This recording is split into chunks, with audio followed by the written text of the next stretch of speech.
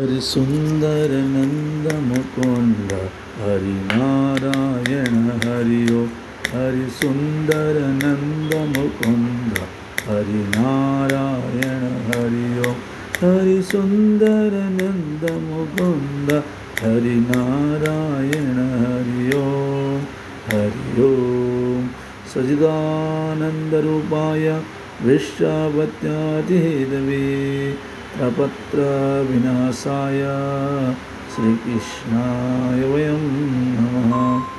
ओम नमो श्रीकापुरुषः सहस्राक्षः सहस्रपाता स भूमिगो सर्वतीर्थातिष्ठदशाङ्गुलम् पुरुष वेदगुं सर्वं तद्भूतं तत्सभाव्यं वनस्पतिरसोद्भूतो गन्धाढ्यो गन्धोत्तमम् आग्र्यं सर्वदेवानं धूपोऽयं प्रतिगृह्यतां धूपं दीपं धूपमाग्रपयामि प्रत्यक्षदीपं दर्शयामि श्री राधावल्लभाय नमो नमः।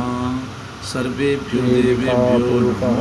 सहस्राक्षः सहस्रपाता स भूमिगों सर्वततिष्ठदशाङ्गुलम् पुरुष एवेदगुं सर्वं यद्भूतं तत्सभाव्यम्।